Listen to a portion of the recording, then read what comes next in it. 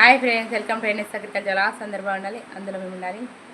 ఇవాళ బ్లాగ్ అయితే శనివారం బ్లాగ్ మీతో షేర్ చేసుకోవడానికి అయితే మేము ముందుకు వచ్చిన ఫ్రెండ్స్. నేనైతే ఇప్పుడు పూజ చేసుకున్నాను. నా పూజ అయితే కంప్లీట్ అయింది. చూడండి, అమ్మ కోడలకి ఇంకా పండుకుంది.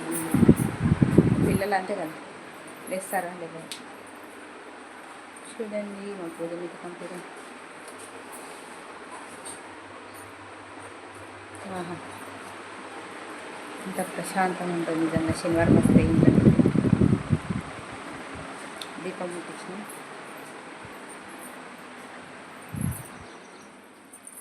తులసమ్మ చెట్టు కూడా పూజ చేసిన. చూడండి,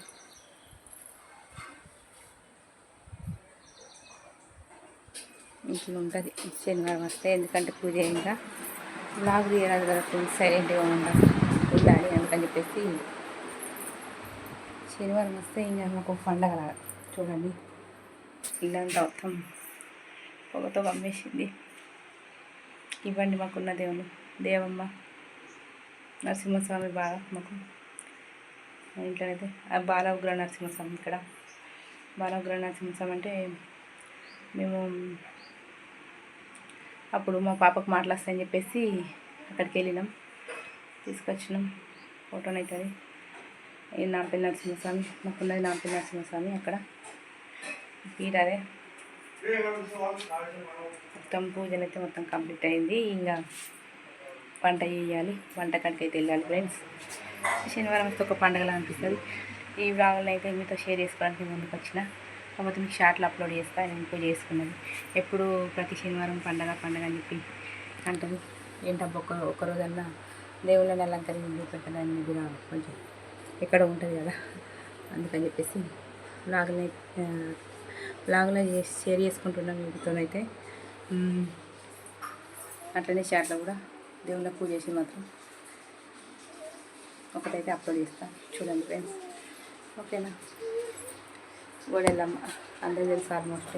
గోడెల్లమ్మ అంటే లేని వాళ్ళు లేదు. గోడెల్లమ్మ కూడా అట్లనే నరసింహస్వామి, ధరంపూర్ నరసింహస్వామి వల్ల ఇక ఉంటారు అన్నట్టు.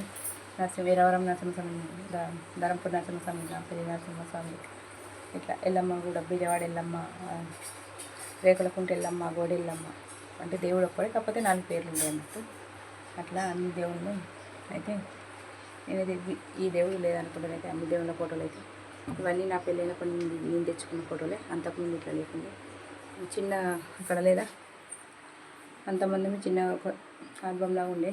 కానీ ఇక మొత్తం మార్చేసిన. ఏ అమ్మాయినా కానీ పెళ్ళైనాక ఇల్లు మార్చాల్సిందే, తప్పదు. ఏమంటారు ఫ్రెండ్స్, అంటే మార్చాలంటే మంచిగా మార్చాలి.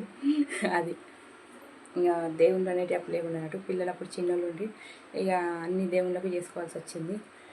ఒక్కొక్క సిచ్యువేషన్ అప్పుడు ఒక్కొక్క దేవుని ఖచ్చితంగా చేసుకోవాలి. పెళ్ళాక ముందు నమ్మని దేవుళ్ళని కూడా పెళ్ళైనాక నమ్మాల్సి వస్తుంది. అదర్ సిచ్యువేషన్స్ అట్లా వస్తాయి. దేవుళ్ళు లేని మనం లేము. ఏమంటారు ఫ్రెండ్స్, నిజమే కదా? ఒక్కొక్కసారి దేవుని చూస్తే నా విషయంలో దేవుడు ఉన్నాడు అనిపిస్తుంది నాకు.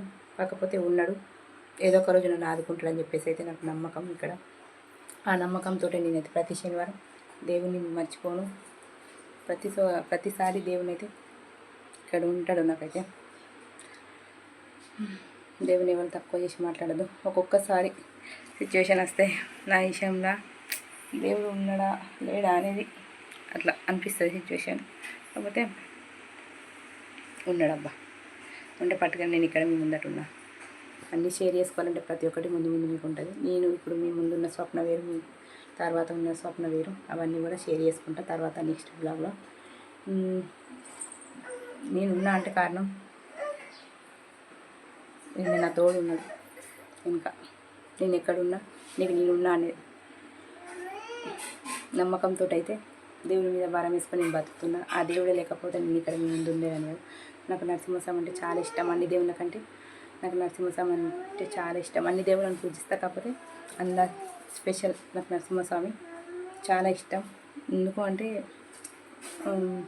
నన్ను ఒక్కొక్క టైంలో అట్లా చూసుకున్నాడు అన్నట్టు. ఆ దేవుడు అనేటువంటి నాకు లేకపోతే నేను అనేది లేకపోవచ్చు మీ ముందు. ఇక నరసింహస్వామి చెప్పంటే పెద్దగా చెప్తా పురాణం. నాకు అంత ఇష్టం ఆ దేవుడు అంటే. అంతకుముందు నాకు నరసింహస్వామి అనేది నాకు తెలియదు. కాకపోతే ఇప్పుడు అన్ని దేవుళ్ళని నమ్ముతున్నా, అన్ని దేవుళ్ళని మొక్కుతున్నా. గాడ్ ఇస్ గ్రేట్ అబ్బా అన్నట్టు, అంతే ఇంకేం చెప్పలేదు. ఓకే ఫ్రెండ్స్, ఇది ఇక మా పాప అప్పుడు మా బాబు అప్పుడు దేవమ్మని మొక్కుకున్నాం. దేవమ్మ అట్లా సెట్ అయిపోయింది. అక్కడ బాలమ్మ ఉంది బయట. అంతే కదా పల్లెటూరల్లో దేవమ్మలు బాలమ్మని. మాకు అన్ని దేవుళ్ళు ఉన్నాయి, లేని దాచుకోవడానికి ఏం లేదు. మీరు నా ఫ్యామిలీ కాబట్టి అన్నీ షేర్ చేసుకోవాలి అంతే. పిల్లలు చిన్నగా ఉన్నారంటే ఖచ్చితంగా అన్ని దేవుళ్ళని మొక్కుకోవాల్సింది, చేసుకోవాల్సింది. పిల్లలు మంచిగా ఉండాలి, మనం మంచిగా ఉండాలి. ఆ సిచ్యువేషన్ అట్లా ఉంటుంది. నమ్మని వాళ్ళని కూడా నమ్మిస్తారు దేవుణ్ణి. ఆ దేవుడు అప్పుడు మనకి అంతా మంచి చేస్తారు పిల్లలకు. అందుకని ఆ పిల్లలు మంచిగా ఉంటే మనం చేసుకుంటామని ప్రతి ఒక్కరు అయితే మొక్కుతారు. అందరి ఇంట్లో సిచ్యువేషన్స్ అదే. నిన్న ఓకే ఫ్రెండ్స్, నేను చెప్పాను